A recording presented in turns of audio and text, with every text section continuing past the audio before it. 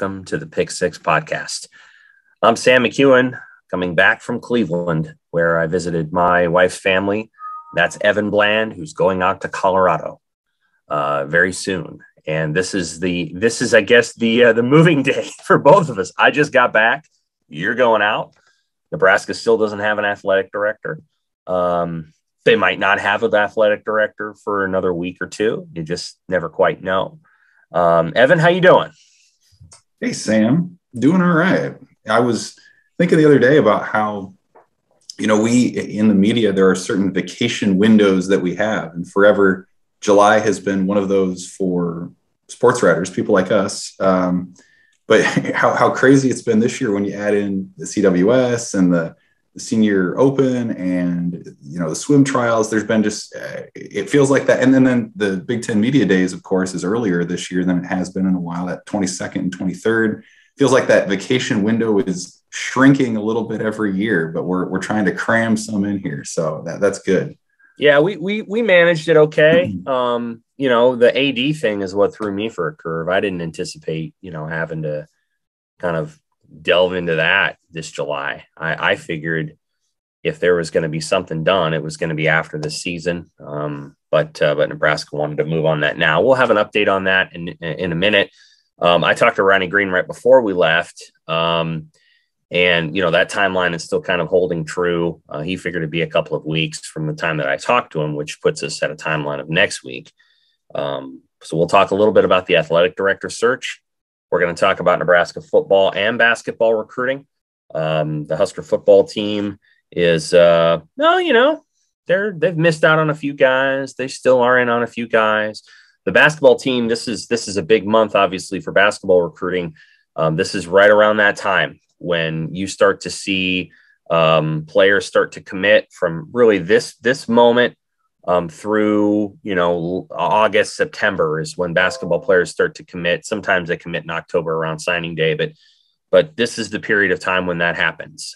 So we haven't necessarily talked a ton about basketball recruiting in the past, not to knock Doc Sadler or Tim Miles, but oftentimes things were a little bit more of a slow cook. With this staff, it's very different. Obviously, they added a player Thursday and lost a player to the NBA draft in Delano Banton. We'll talk a little bit about that. Nebraska baseball team faces a momentous weekend with the Major League Baseball draft. It affects a lot of different aspects of their team, not only current players who I think, Evan expects to leave, but also some recruits. And whether those recruits get drafted or not will greatly affect Nebraska baseball down the line. So it's actually a big day, big week for Nebraska baseball, big weekend. Draft starts on Sunday, so we'll talk a little bit about that. A little bit about NIL. Most people are kind of caught up on where those things are at this moment. So we'll chat a little bit about NIL as we often do, and maybe we'll hit on a few other topics as well. But we'll start with the Nebraska athletic director search. This is a relatively good place to start. We're 2 weeks in to the search process. Where are we at here? On Tuesday, 4 days after Bill Moose retired, I talked to UNL Chancellor Ronnie Green about a timeline, and he said it was going to be about a few weeks from then, which puts us at next Tuesday, next week. Not real surprised that they didn't get somebody this week. I think maybe they had a priority candidate. We can discuss in a minute whether that was crucial to land that person or not. In Jamie Pollard, I think he was probably really high on the list, but obviously said no or didn't even respond necessarily to the overtures. I'm not sure exactly how to put that, but they're kind of there with that. And so we don't have a athletic director at this moment. I think there's some internal candidates. Obviously, they're working through. They're using a search committee. That's part of it as well. And I think that's kind of where it stands. Evan, I'm going to let you kind of chat a little bit about, everything that's transpired since I left, and then I'll riff off of that based on what I've heard and kind of what I can share. Honestly, I mean, since your interview with Ronnie Green last week, Sam, it's been radio silence, really. There have been no additional updates or reports beyond what Jamie Pollard said on one of the local podcasts that he went on. And that was interesting in and of itself, in that 20 years ago, the AD at Iowa State saying that the job there was essentially more desirable than the job at Nebraska would have sounded ridiculous. Mm-hmm. But when you look at how he's built things out there, it makes a little bit more sense. So it's been quiet. And I think that's a story kind of on its own too, because of the optics of the thing, where if you're Nebraska and you're buying out essentially Bill Moose's last year and a half at the school, the assumption would be that you have somebody else in mind. And maybe that assumption's wrong. And maybe they just want to move on because he was ready to finish out his contract. But it does, I think, kind of add to whoever they hire at this point, especially if it goes another week or two. There's going to be the optics of, well, was this guy really their first choice? And why did it take so long? Fair or not. And I think ultimately it doesn't really matter, right? I mean, you look back, in a year or two from now, it doesn't matter how long it took them, as long as they get the guy that they wanted and a guy that can lead them forward. But I do think it's fascinating. The longer we go, the more that kind of comes up is, well, where was this eventual successor on the list for Nebraska? How is that going to be perceived nationally? Is fascinating. It is. I think what I can kind of impart at this moment is that, there were probably some candidates that were pretty high early. Certainly, I think Pollard is a natural thought, although I don't believe that Jamie Pollard was part of the 2012 search, which zeroed in on Cheyenne course very quickly. And I don't really think he was that much a part of the 2017 search, which I think had Jeff Long as a finalist and obviously hired Bill Moose. And so I think there's reasons why Pollard is often thought of, but not necessarily plucked. Reasons why, he's probably could get, would have been in theory in line for other jobs at other places, but hasn't necessarily gotten those. If he's able to turn his success in hiring Matt Campbell into a raise for himself at Iowa State, more power to him. He is the one who hired Campbell, and he's the one who hired Fred Hoiberg, which I think give Iowa State a lot of good memories there for about 5 years. Hoiberg left, and Campbell might leave too one day. But Pollard is given joy to that fan base. I would have been surprised, I think, if he had been the eventual hire for a variety of reasons. One of which is, do you want to bring in somebody who has accomplished a lot at another school and essentially wants to say, well, at Iowa State we did this, at Iowa State we did that, when the prevailing opinion within the Nebraska athletic department is, outside of basketball, doesn't really matter what people think of Iowa State. And I know that's a tough thing to say about Iowa State football, which is clearly a better football program right now than Nebraska is. But at the end of the day, I'm not sure that was necessarily going to be the best move. I'm not sure that Pollard would have viewed this as his destination job. And so I think what you're looking for in the role is somebody who you're kind of calling up to the majors, somebody who's really motivated to do a really great job at Nebraska, without it being something along the lines of, well, I've already done a great job over here, so what I'm going to come and do here is just kind of this and this. And I think you want to find somebody who, as Ronnie Green said, is in the prime of their leadership. And you also want to find somebody who doesn't feel entitled to the job or doesn't feel as if they have some sort of secret code that understands the place. You want somebody who's really going to come in and listen and take the time to sort of shape the operation, and then simultaneously be somebody who's good with the media.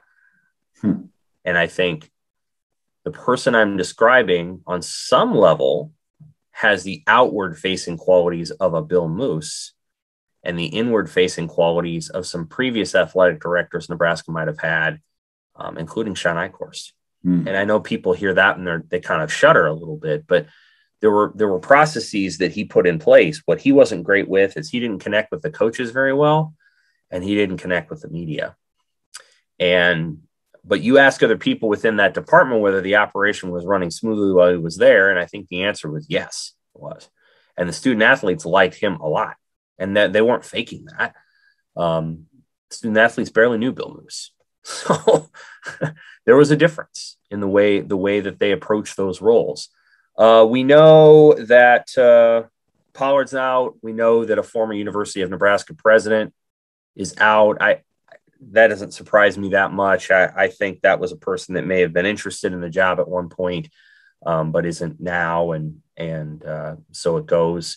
There's still obviously internal candidates to consider. I still think there's some decent group of 5 names out there that may not necessarily put a lot of ripple on the radar initially, but would be very effective people in those roles. You're looking, I think, for somebody a little bit younger. And, the name that popped up really early that seemed to generate a lot of heat, and I thought it was generating a lot of heat, was Ed Stewart, who's the associate commissioner of the Big 12. And that's cooled down. I think that'd be the best way to put that.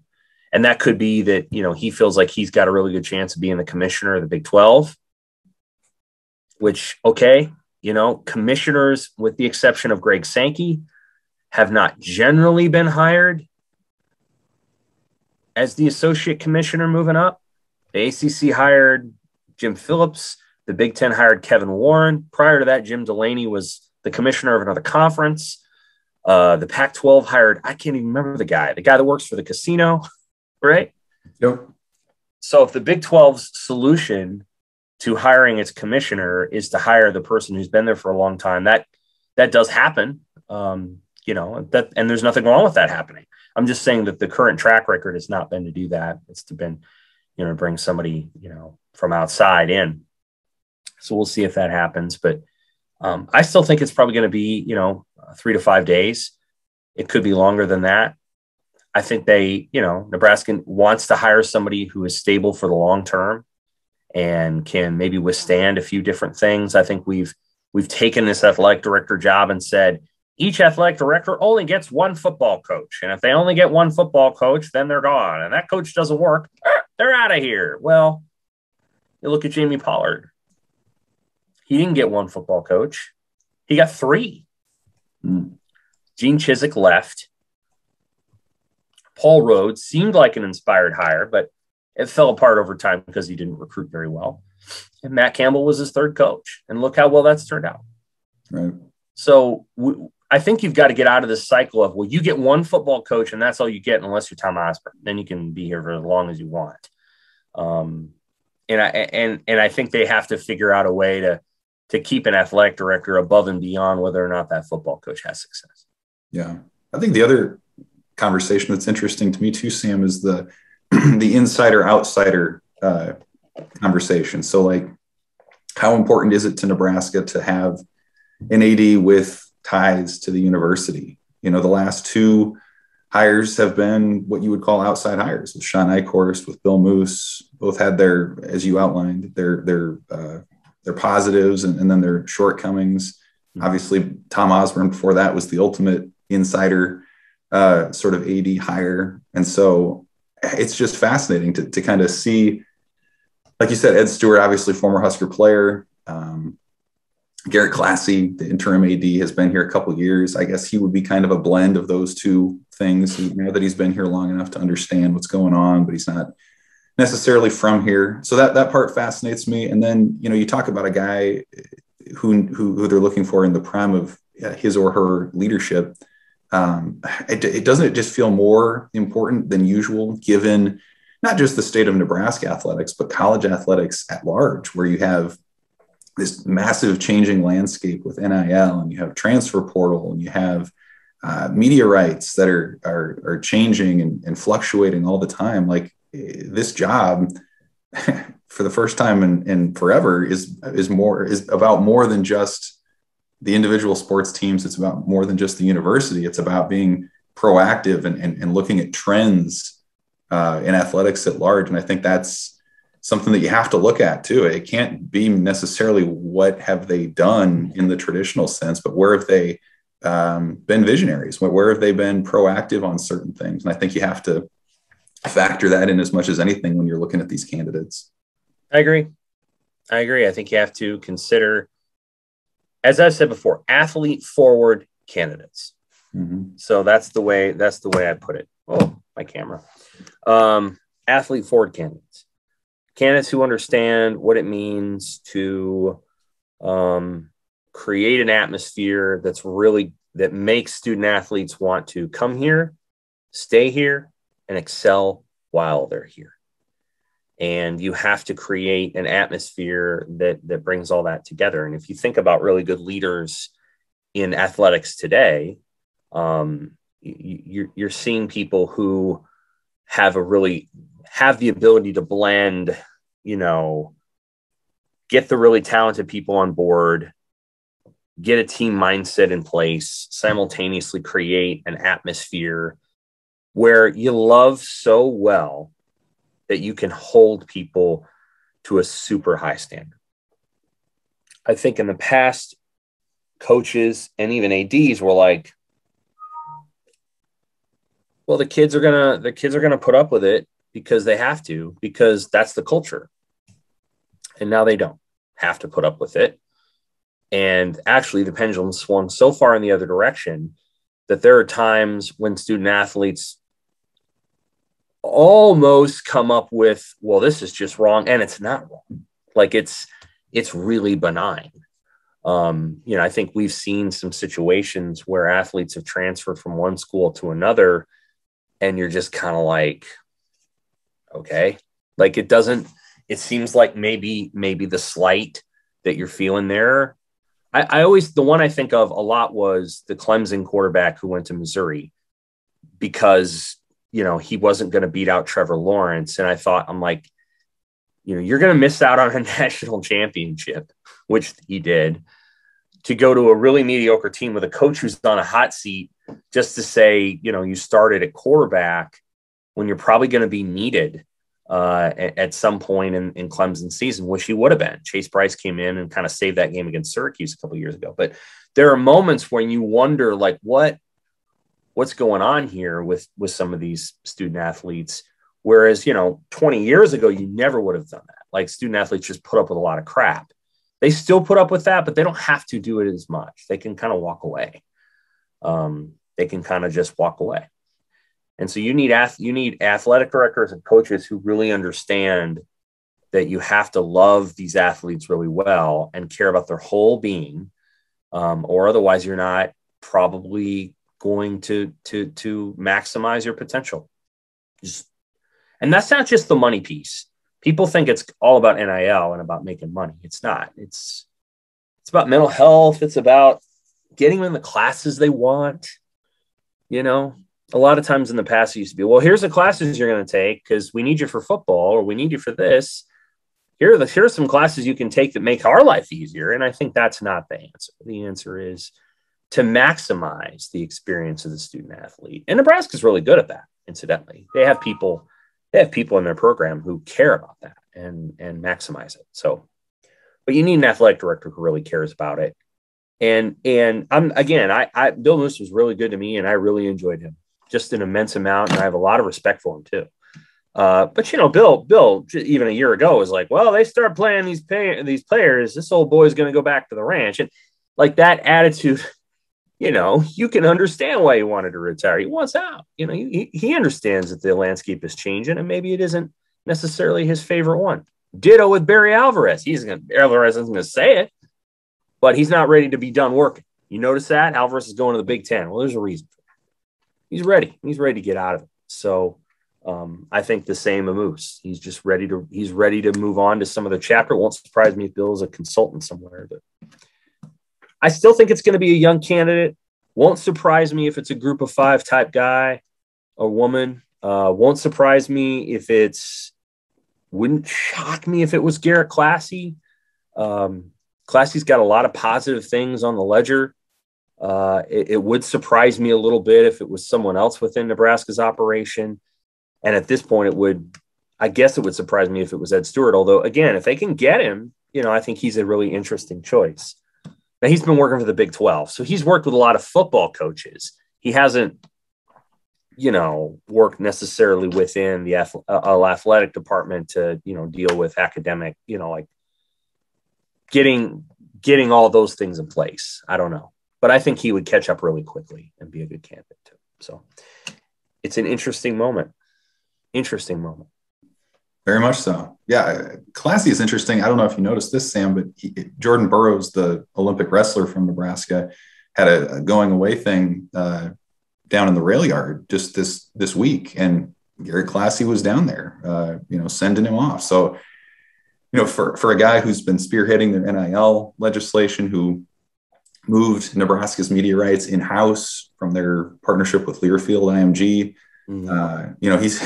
he's doing everything he can to be considered. Like he's invested in the community. You can tell he's invested in the area. He's around all the time. That's an interesting one, I think, going forward. If I agree, like if they go internal, that he would be the guy. He's making it difficult, even in what he's doing these last couple of weeks. He was the one who got to announce Will Bolt's extension, last week too. So for an interim guy, he's done quite a bit, and it's kind of fascinating to watch too. I'm with you. The one thing I think about Garrett, no entitlement thing. And I cannot tell you how important that is in this moment in time, especially at Nebraska, because there are people who take Nebraska for granted a little bit. There just are. And I'm not necessarily talking to people who work there, but he's not one of them. He does not take for a second for granted anything. He was very hard worker, humble guy, shows up to stuff. He's the guy at Rutgers in that, lonely AD's box, with a couple other people instead of Moose. I'm like, this guy's a worker. He'll show up. And I appreciate that. I appreciate the people who don't have any kind of, they're not in it for the name or the glory or for the, for the cool private plane rides. They're in it because they're grinders. They've worked their way up. They've built their resume the right way. So that's notable. And Nebraska could use somebody like that. Moose was that at one point in his career. I think he was in more of an emeritus phase here. And I, of course, did not jibe with the coaches in the media. And that wasn't helpful. I want to mention this before we go on to recruiting. You wrote a story, and I appreciated you doing it. The Directors Cup was not really on until recently. I guess they decided to do it after the fact at the end.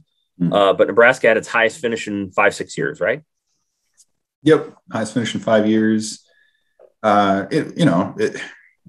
After having two of their worst 2 years in Cup history, and it goes back to the early 90s, and then the pandemic wiped out the one last year. But I think it was 38th. I don't have it in front of me right here this second, but they got some contributions from some places that they normally don't. Women's golf and swimming. What's that? Swimming. Yep. Swimming and diving. And women's golf, that was big. Abigail Napton.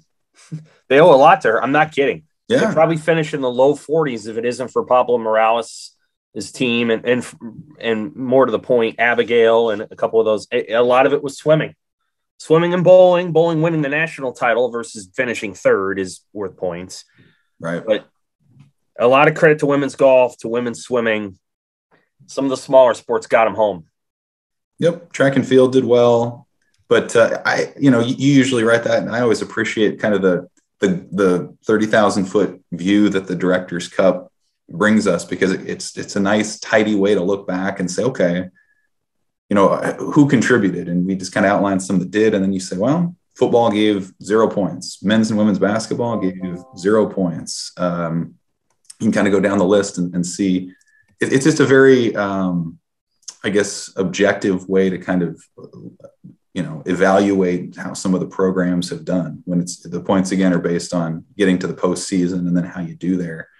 That was interesting. And it's always done with the caveat that the schools with a lot of the niche, maybe Olympic sports do well. I mean, this was only the second time ever that Stanford didn't win the thing. Then they finished second to Texas this time around. But I mean, you look at the history of Nebraska in that cup, top 10 in the 90s pretty regularly, into the 2000s. There was this kind of steady, slow erosion of some, where they would finish. And so for the first time in a while, there was some positive news.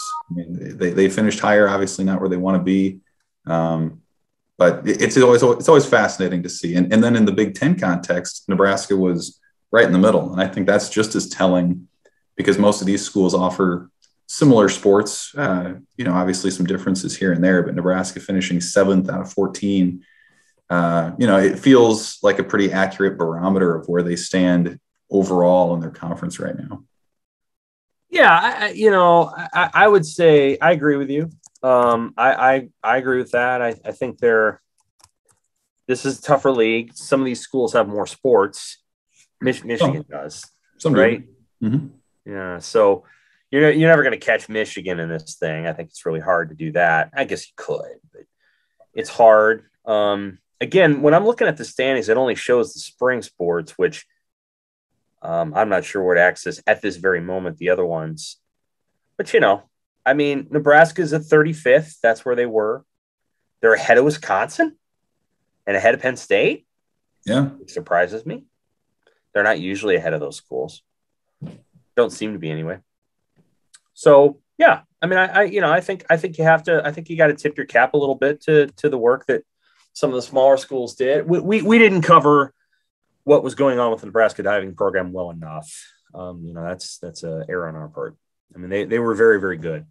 And Abigail, my wife DVRs every single Olympic trial event possible, and then watches them all the way up until the Olympics because competition is competition, right? And so, Abigail did a great job at the U.S. trials. Didn't make it, but it was one of the best in the nation. And by proxy, being one of the best divers in this nation means you were one of the 30 best in the world. So they did a great job there, and they deserve a lot of kudos. All right, going on to recruiting. Let's go to college football recruiting here for a minute. Big decision against Nebraska on Sunday. James Mons on the 4th of July. The 4th of July became like the official holiday in which guys would announce commitments. My goodness, there was like 100. It seemed like. And not a great trend. No, not my favorite holiday. So it's not the worst day you could do it. The worst day you could do it is Thanksgiving.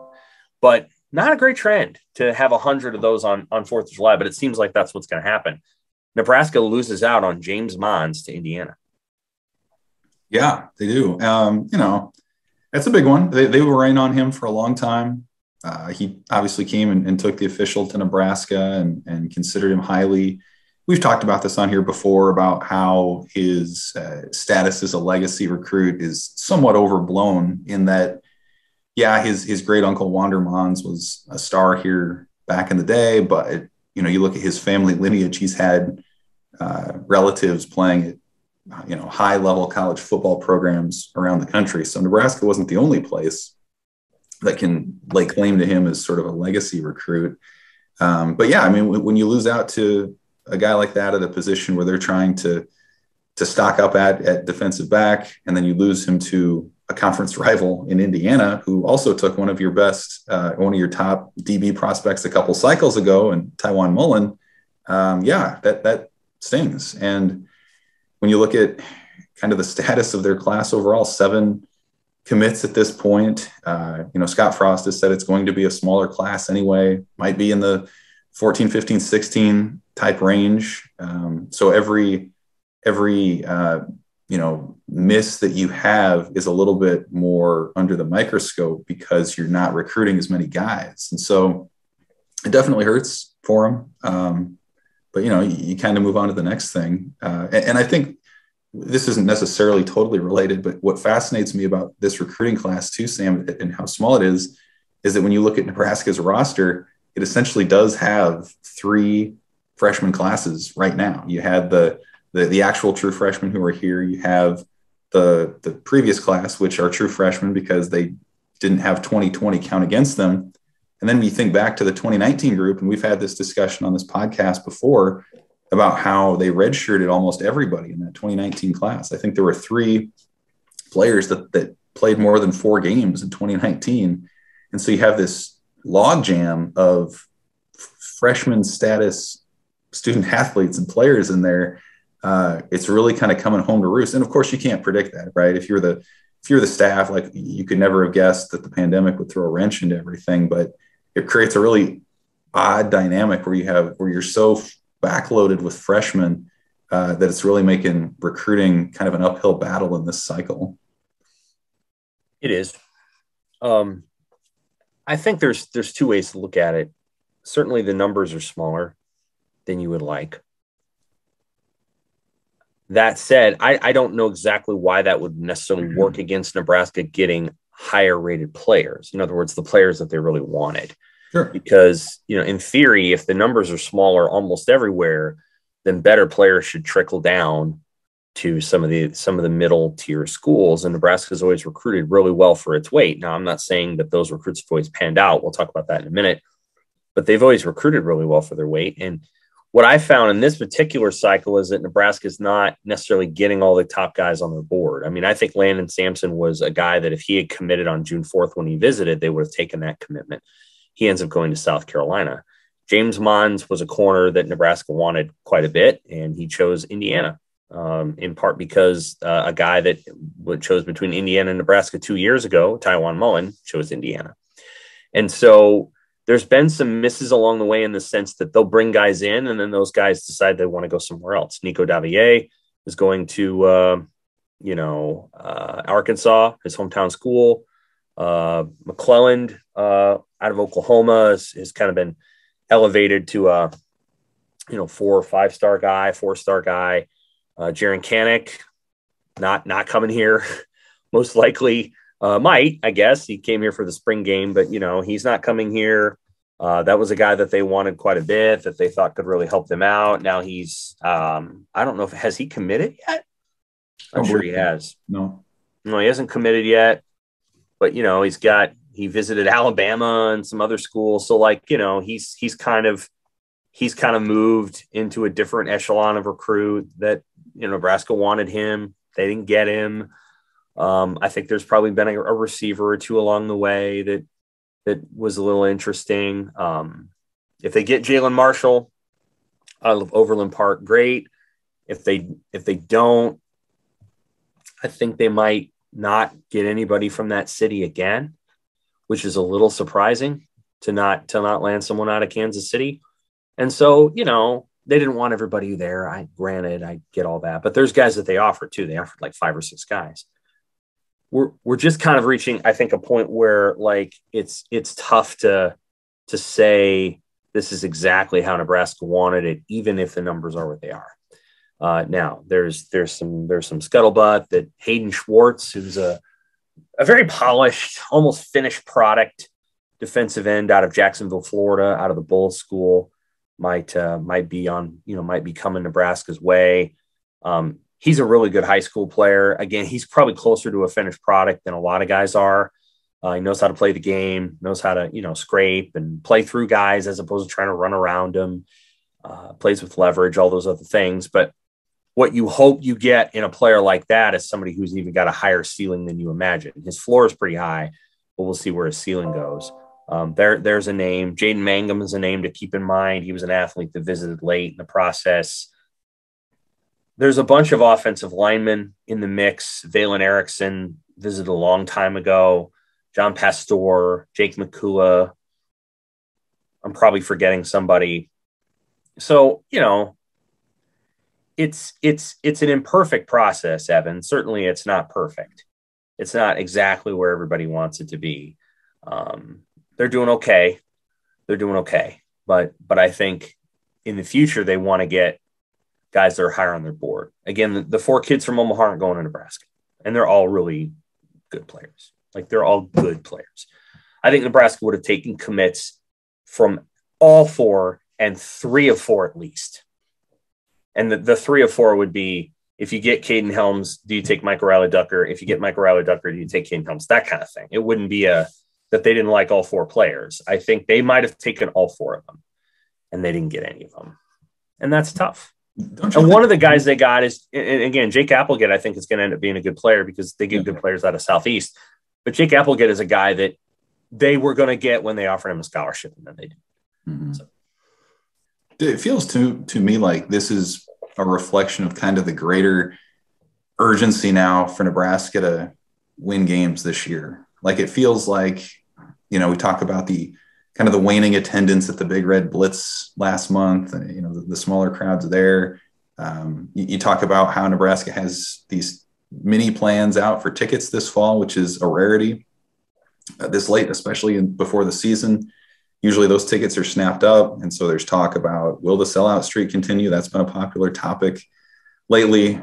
You see got mini plans out there. The mini plans aren't out there for no reason, right? That's what I'm saying. Yeah, these mini plans are out there. And then you have 7 commits for Nebraska. They're not getting the guys at the top of their board that they've been accustomed to doing under Scott Frost these last few years. The in-state kids, whether that's circumstantial or otherwise, are not interested this year.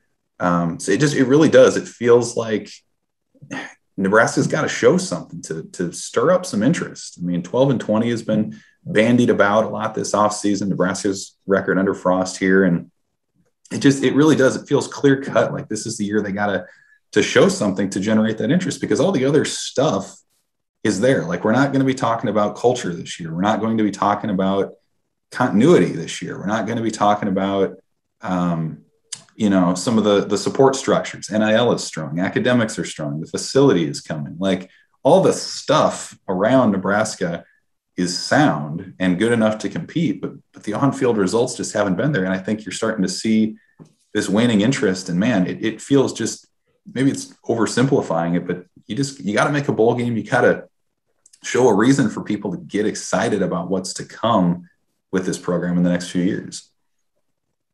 I think it's that. I think some of it, and this will seem counterintuitive when I say it out loud, some of it is Nebraska is being a little bit more selective in its recruiting. Sure. And as a result, they're not necessarily pursuing high 3, low 4-star guys that they could probably get, but are academic question marks, that kind of thing. Or, guys that have decided who have changed their minds 2 or 3 times. Like, there is a kind of player who you can identify and say, that's a good player, but they're a little bit drama, right? Like, on athletic ability alone, Maurice Washington was easily one of the 20 or 30 best recruits in the 2018 class. I mean, he's just marvelous athletically. There were a lot of teams that did not recruit him. They just weren't going to recruit him because they knew, that he bounced around a lot. There was a little bit of a red flag with a couple, with Jaden Francois. That's a good example. I mean, the guy gets to signing day and he doesn't know what he wants to do and doesn't know what decision he wants to make. And again, those are 4 stars that a lot of schools are like, those are good players, but we can get a comparable player who's maybe rated a little lower that doesn't come with, we're not sure, like the uncertainty that a player who's no idea what they want to do on signing day comes with. And when you, the Athletic, Max Olson, who we both know, wrote a good piece on overachievers and underachievers in recruiting. And Nebraska is one of the biggest underachievers, not the biggest underachiever, but they're one of the biggest underachievers. I think over the years, Nebraska has had a habit of turning in what I would describe as really good recruiting classes that don't necessarily translate to really good football teams, because the classes include players like Elijah Blades, who is on his 4th team and is, because he was going to go to Nebraska, then he didn't make it. Then he went to JUCO. Then he committed to Oregon. Then he left Oregon. Then he went to A&M. And now I think he's transferring somewhere else. Yeah. Stuff like that. Mm-hmm. Like, Elijah Blades looks really good on a recruiting resume, but he didn't ever play here. And he's also bounced around a lot. And, Cam Jones, for example, he was a really good recruit in the 2018 class, but he's like a bit player at SMU. Mm-hmm. Maurice Washington. Like, you can rack up some really impressive players, but how does that actually translate to playing, winning football? And I think that's the part where Nebraska's tripped up. Whereas the overachievers in Max's group are the top three are Iowa State, Iowa, and Wisconsin. Yep. In other words, they're taking kids from the Midwest who probably aren't rated as high as they should be and turning those kids into players who are better than other players elsewhere who had higher SCAR ratings, but yet bounce around a lot. Like that's the essence of the operation. Isn't it? Nebraska goes out and signs these great recruiting classes, which are great for us for traffic and great for recruiting sites, but don't necessarily translate into sort of elite success on the field because you're not necessarily getting guys who fit your program or fit a lot of programs. Right. They're wild card picks. They just are. The geography pattern intrigues me. I mean, you mentioned Iowa State, Iowa, Wisconsin are the three top overachievers. Northwestern's fifth, Oklahoma State sixth, Kansas State seventh, Indiana 10th. I mean, that's a ton of Midwest teams that are recruiting locally and developing. And Nebraska was that team for a long time, getting people from the area, making them better.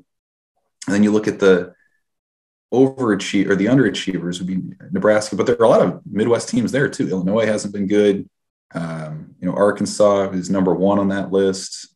Kansas is on that list. I think it really kind of just accentuates this idea that if you're not from a talent-rich area, like development's even more important. There are not a lot of Southern schools on this list. There aren't a lot of West Coast schools on this list in these hotbeds because those guys come in and there's so much talent in that area that at some point you can't help but have some success. But that's one trend that I've just noticed is look at all these Midwest schools. Development is so crucial that if you have it, things are going to work out pretty well for you. Maybe not national title well, but bowls and contending for conference titles and things. And man, if you don't have it, Arkansas's number one. They've bottomed out. Rutgers has not been good. Maryland, everyone knows about Nebraska and Illinois. That to me is kind of the takeaways. If you're a Midwest team and you can't develop, you are in a lot of trouble. Yes. I think that's a pretty good deal. I agree with you. On to hoops recruiting. What do you think of the signing or the commitment of Alonzo Verge? I think it can make Nebraska a better team than they would have been if Delano Banton had stayed. And that's not a knock on Banton. I think there are certain things about his, and I could be wrong, that the pieces that Nebraska added this year would have accentuated Banton's talent in a way that made it obvious why he is so coveted for his skill set. That's the way to put it. I thought in last year's team that it could not maximize the things that Banton was really good at. He's got great court vision. He's a really good passer. I just don't know that Nebraska had all the pieces to make Banton look really as good as he can if he's on a team with 40-point three-point shooters. 40%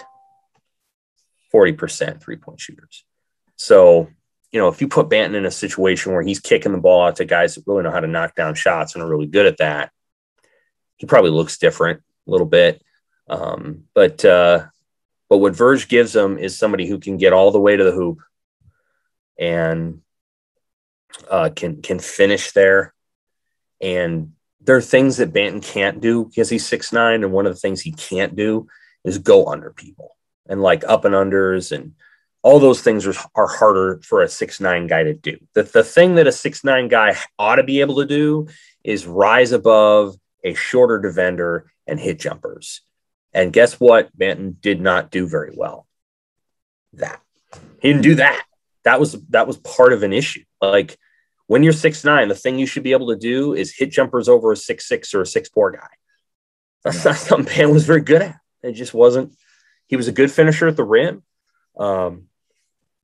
He at times was able to hit a mid-range jumper. He was a 24% three-point shooter. And it's just So the things that his height should have afforded him, he wasn't always that good at.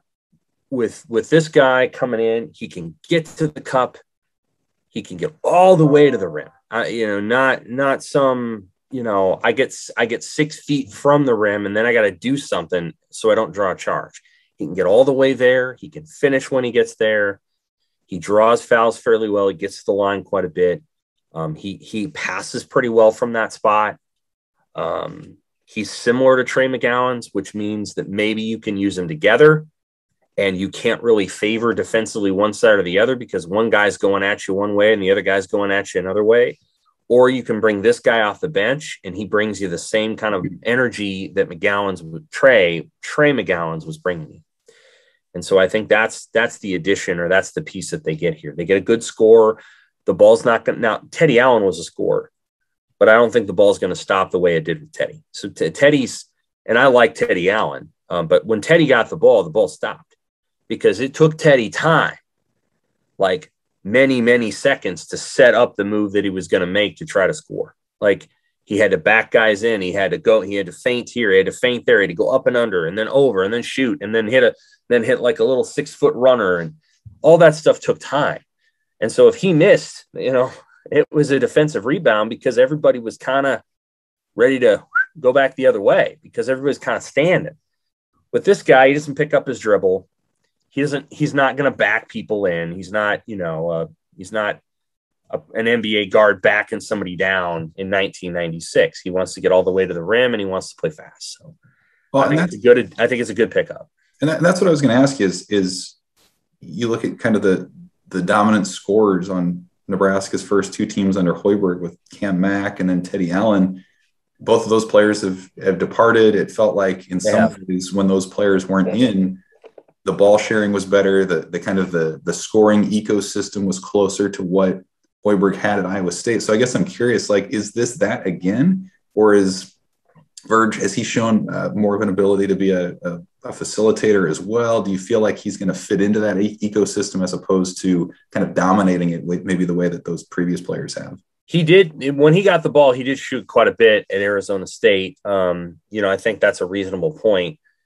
I do think that Cam Mack had some positive qualities to his game that still could have helped Nebraska last year if Cam was on board with doing the things that the coaches wanted him to do. Teddy, I think, was a relatively good teammate who nevertheless just played his own game. I think this guy is more of, he probably won't average 14 a game. He's probably going to be more, the 9, 10, 11 area. He can probably give you something defensively, and he's part of a whole. Now he does make an interesting competition back there because when it was Delano Banton, Trey McGowan's, Kobe Webster, and Karan McPherson, who's a freshman and needs a little bit of time, I think you're getting all different things there, right? I mean, Kobe Webster and Delano Banton were not the same player. Webster has become a pretty good 3-point shooter. He was 38%. He was about 43, 44%, I think, by the end of the year, if you look at those last 6 or 7 games. So Kobe had begun to hit that developmental track that the coaches wanted from him. Like, we want you to shoot threes. We want you to be a spot shooter.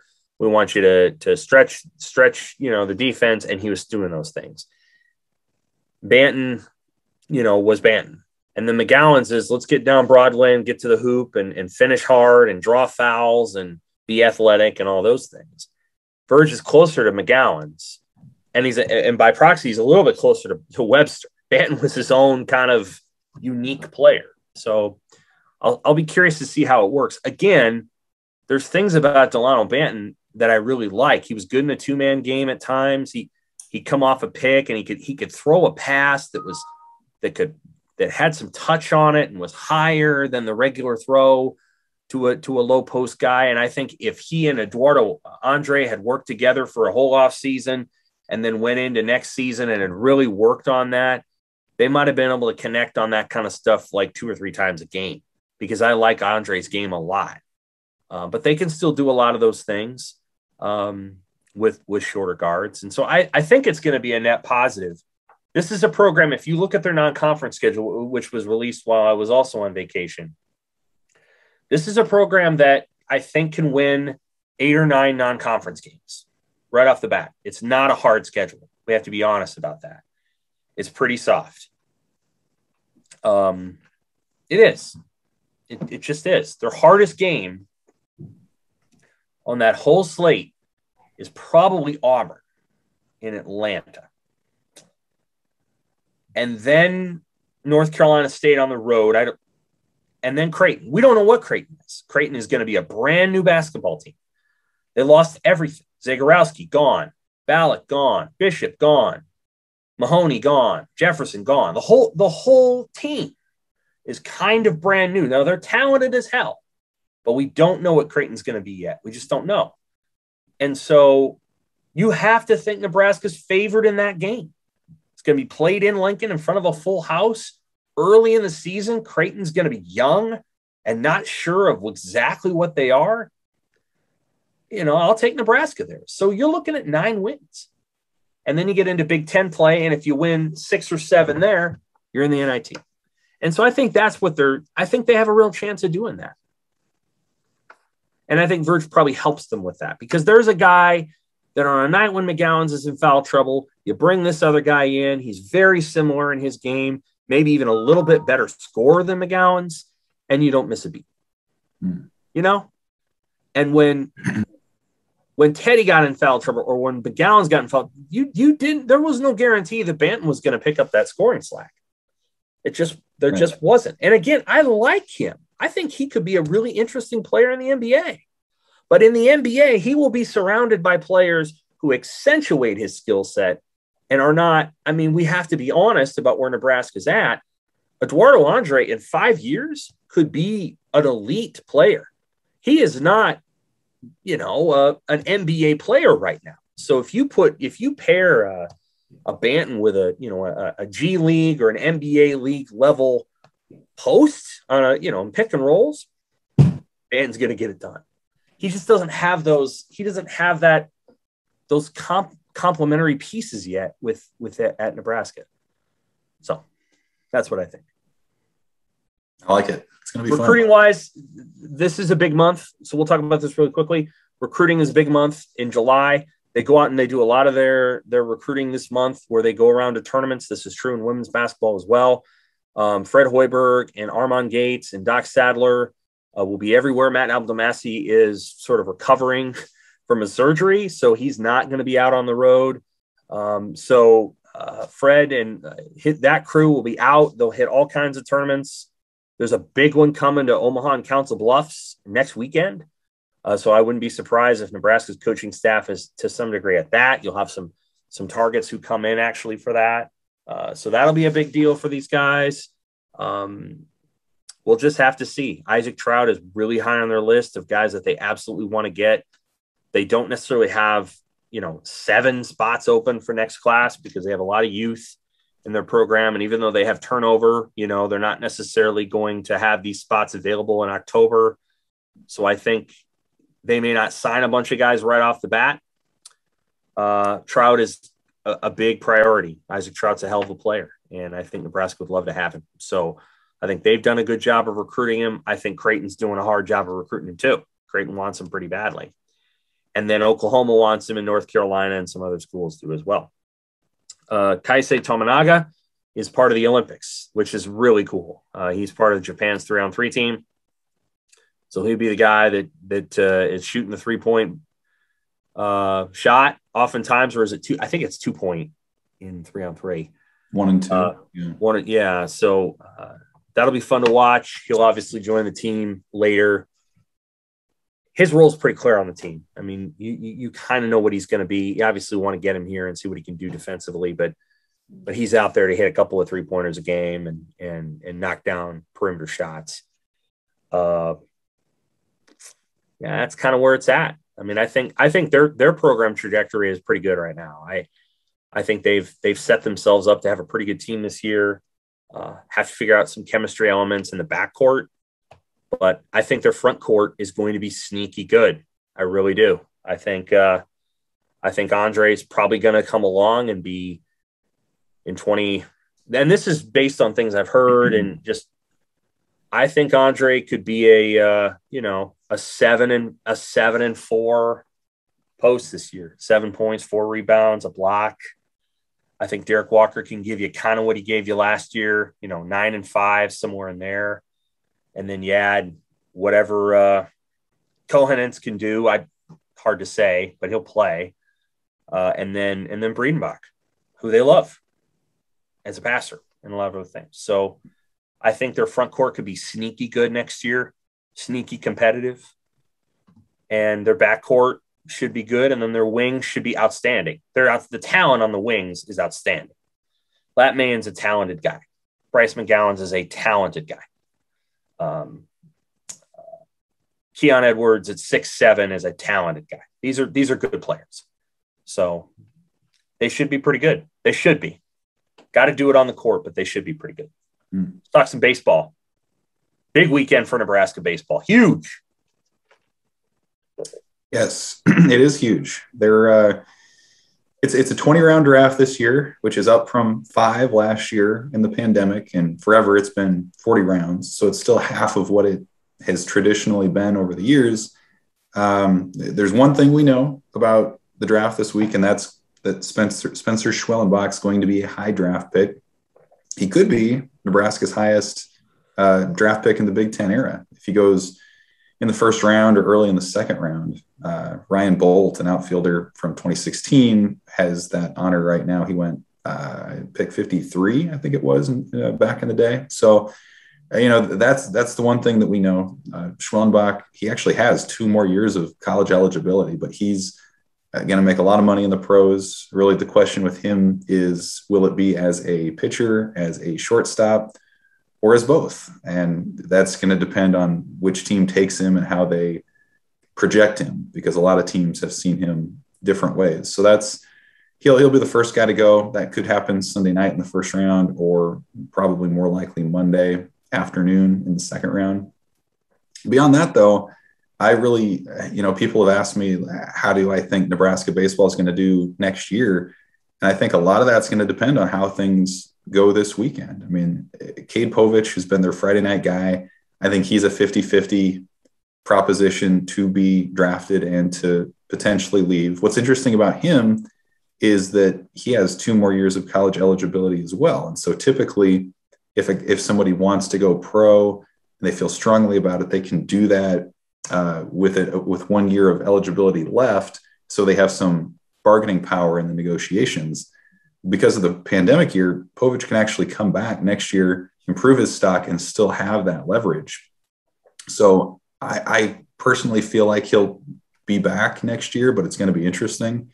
Just takes one team to believe in you. And so, what does believe in you mean to you? Like what numerical number is that? What round, what pick, or is it just money?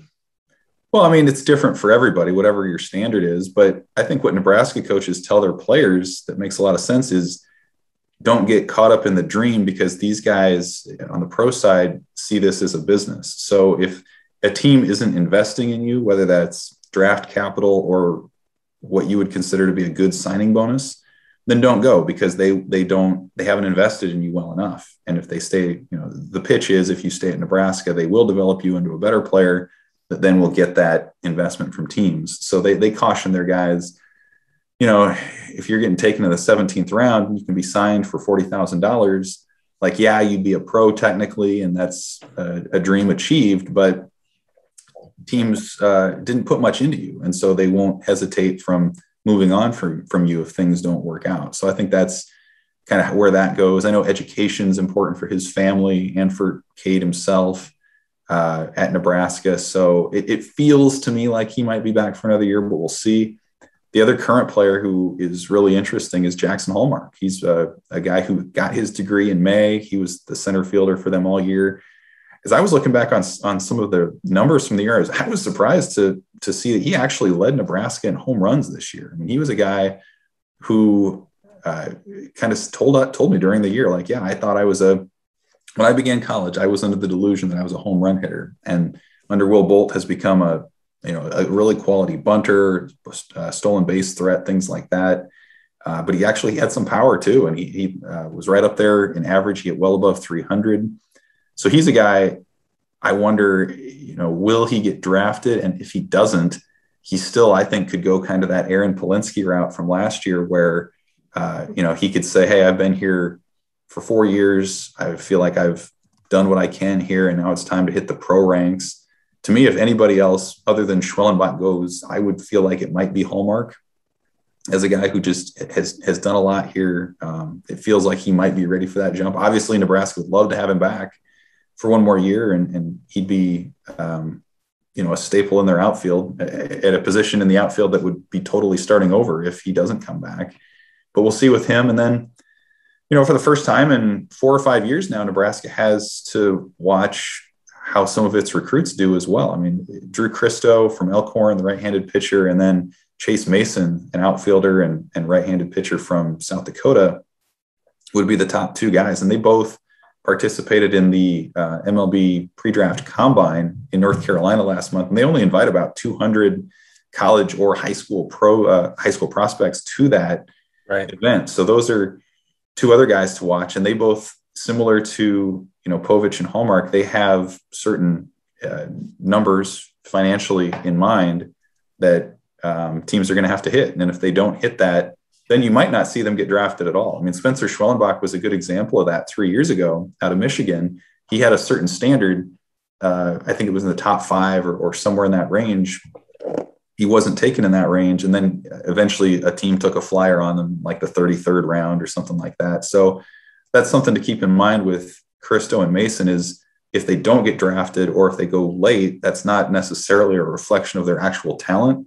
It's just that teams understand that they have a small chance of getting them if they don't pay them, a high-end signing bonus type of money. So, if a guy like Christo and Mason both make it, I mean, those are guys that can contribute right away next year, just like Bryce Matthews and Max Anderson did this year for Nebraska. Christo, he could be right in the rotation mix right away.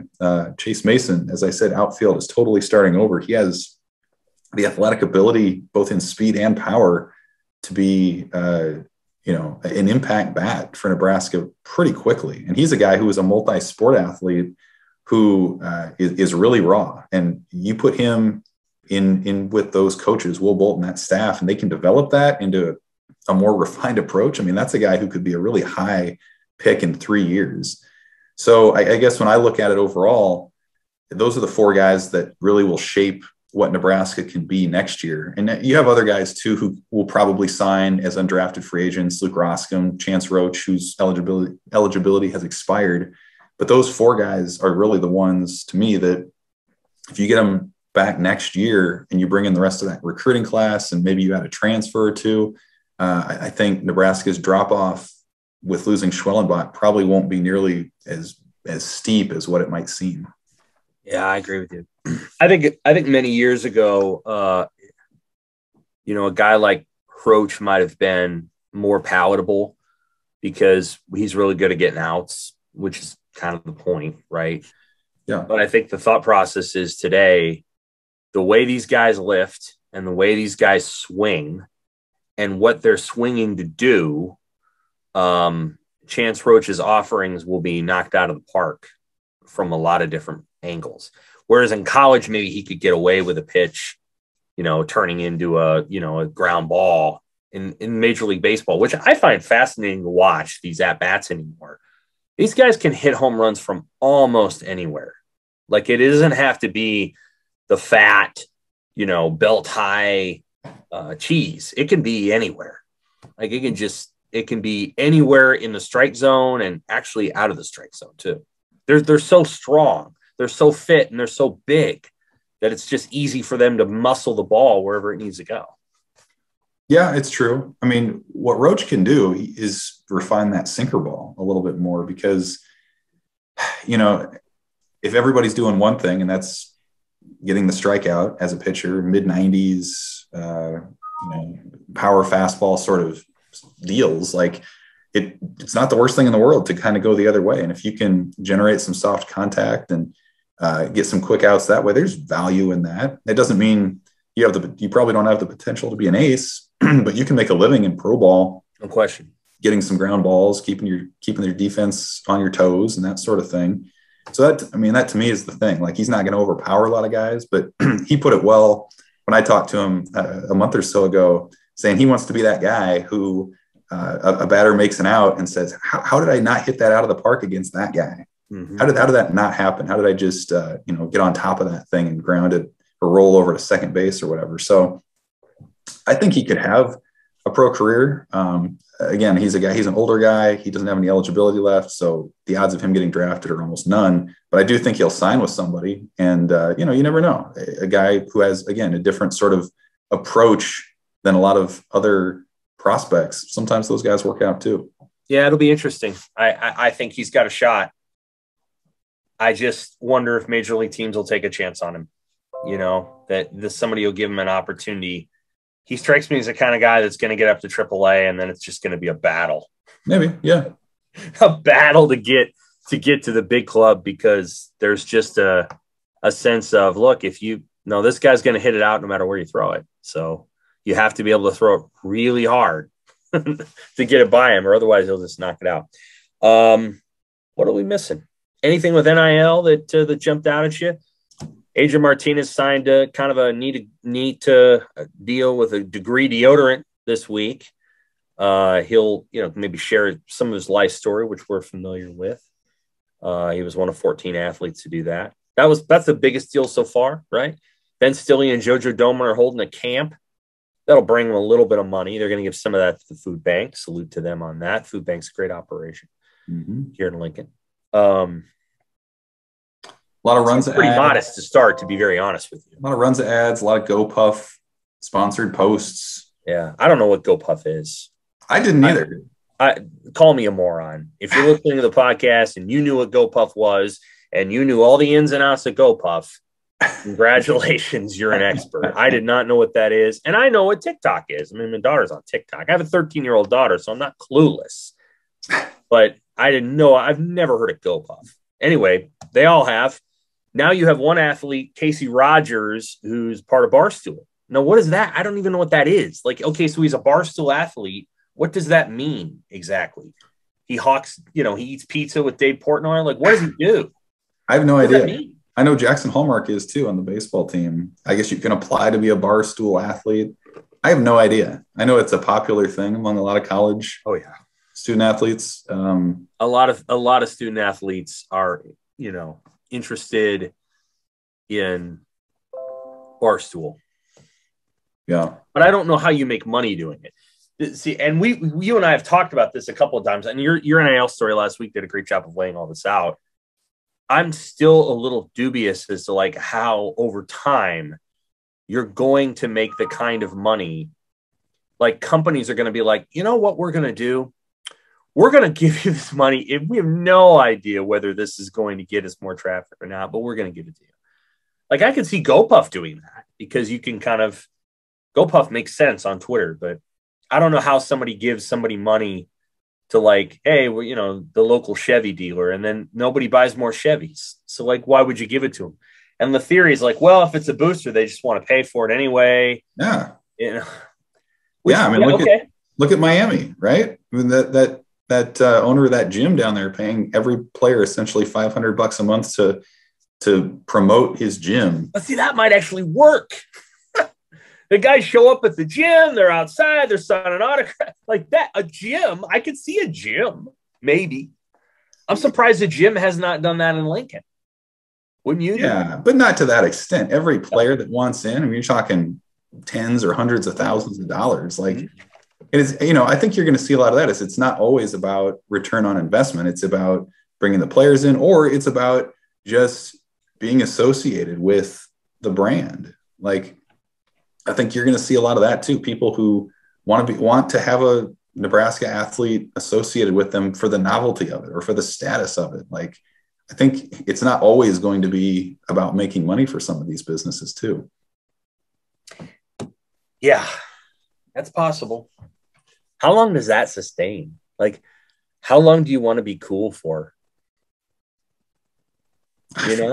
Yeah. Because now this is just me talking. This isn't an informed scientific opinion. But in my experience, being able to know that you've done something covertly and that it's like a secret thing and it gains you access to an sort of an inside club because you're paying people under the table, is more exciting than paying the money over the table to the extent where everybody knows what you're doing and people are like, really? Doesn't it seem more exciting to do the duffel bag and the briefcase? And I'm like, there's a certain level of spy intrigue to burner phones and stuff like that. Once you actually say, this is all legal, you can do it, go ahead. Does it have the same appeal? Yeah, the taste of forbidden fruit, that sort of thing. I don't know. Like the Miami thing, the Miami example is interesting because, like, if you're a Miami fan and you have followed the team forever and you are obviously aware of the recruiting violations that have occurred, but you've been good, and now they're not very good. So, like, how popular is that guy, that gym owner out there now, to the fan base at large? Because that guy is ponying up X amount of dollars to these players to essentially to come in to pay. It's not pay to play, but it is, in a sense. How popular is that guy? Now he can come out there and say, look, I'm the godfather of Miami football. All these guys are coming out. I bequeath to you my wealth so we can have on-field success. Like, I don't know, in a sense, that guy's status has to be rising right up down there in Florida, doesn't it? Sure. That's possible. That's possible. I agree. I agree. Like, again, I'm a counter. It's, you know me well enough to know I'm often a contrarian thinker. Like I would think that it would be much more attractive to be able to do this in a way when it was against the rules and it was a big secret and everybody who mattered knew, but versus now everybody knows. But think about like, it's not a mystery. Like, it won't be a mystery. It's just going to be this gym guy's paying him $500. Okay. Like, it won't be like, so, because people lie, Evan, people lie. But think how many people out there too are like, not only that, people are already lying in the NIL. Like, one thing people can expect is payouts will be exaggerated. They will lie. I got $10,000 to do this. No, you didn't. You're lying. I'm not speaking of any specific person, but we're both men, right? We know people exaggerate. Sure. People will lie. They'll just, well, I got that. No, you didn't. But that's okay. I can't prove it either way, but okay. Like, that will happen. It will be part of this. It'll be baked into the cake. We heard something last week about how right after NL started, there was going to be a radio station that gave 5 players $25,000 each to show up on the radio each week. And I'm like, there's not going to be people that get you $125,000 worth of advertising based on that. Really? Maybe? I mean, I guess. So the way that'll work is an advertiser will pay for it, and then it'll go back to the radio station and become a neutral cost or whatever. But I'm like, that's a lot of money to pay somebody. So, like, we'll see if it happens. You're going to hear rumors like that all the time. Oh, so-and-so got this much money. Oh, it's a $7 million deal, but actually it's only $1.2 million unless you hit the incentive. Like, this stuff will happen all the time. Yeah. And I'm here for it. I like it. It's fine. That's how people are. That's how we are in life. We talk crap at times. We exaggerate. It's okay. I'm looking forward to that. The tall fish tails. At least now they'll be out in the open, and it won't be well, I knew this person in the SEC paid $700,000 for a defensive lineman. No, he did not. That never happened. Cam Newton got like $250,000. I've heard those stories before. Oh, they paid him $700,000. I'm like, nobody paid a defensive lineman in the SEC $700,000. Move on. They got him a car. That's all. Like that kind of stuff. So we'll see. It's true. The fact that we don't know adds to the mystique. Sure. Was it a car? Was it in a McDonald's bag? What, how did they do it? All that. I love this. It's fun. I like it. People are, you're going to hear stories. And there's going to be people that are like, I don't make a dime. You could make the argument that the most gifted athlete on the face of the earth right now is playing Major League Baseball for the Angels. He's a pitcher. He's a hitter. And And he makes a lot of money because of his home country, Japan. But as an American athlete, he's not making $100 million in advertisements. He's not. No, he's not. He's not. The best player in the game is Mike Trout, and he's way down the list because it's just the way it works in team sports. Oftentimes there's a LeBron, there's a Durant, there might be a couple of international superstars in tennis or in track and field, but for the most part, it's team sports. You don't get that kind of notoriety. Right. That's the way it works. So there'll be athletes that make a decent chunk, and there'll be athletes who don't. All right. Rant over. It's a nice little NIL video for our folks. That'll work. All right, so you're going to Colorado. Enjoy your time. I think by the time you get back, which will be what it'll be like next weekend, we'll have a podcast right before we go to Big Ten Media Days, which is the 23rd and the 22nd. 22nd and 23rd. Nebraska's on the 22nd. And we'll go from there. Real quick, give me your 3 predicted Huskers at Big Ten Media Days. Well, it's got to be Adrian Martinez, right? Yep. Cam Taylor-Britt. He'd be good. Who's the third one? Doman would be good. JoJo Doman. Could be Doman. Could be Austin Allen. Could be Stilly. Could be Stilly. Who else? Could be Cam Jurgens, maybe. You know who I'd send as that third guy? Samari Toure. That's who I'd send. Unless you want to send Doman. You can send Doman as your representative of the defense. Doman's a great quote. Doman will talk when he's back here, though, too. Toure would be interesting to send because if you want to send a message to the rest of the league of, hey, like, I was an FCS All-American and I went to Nebraska and we're going to be good this year, I think you send that guy. Yeah, it'd be if you want to send the message that your offense is going to be better than people think, you send a slot receiver who just joined your team and was an All-American in another spot and is planning on being a big time player for you in 2021. Yeah, could be.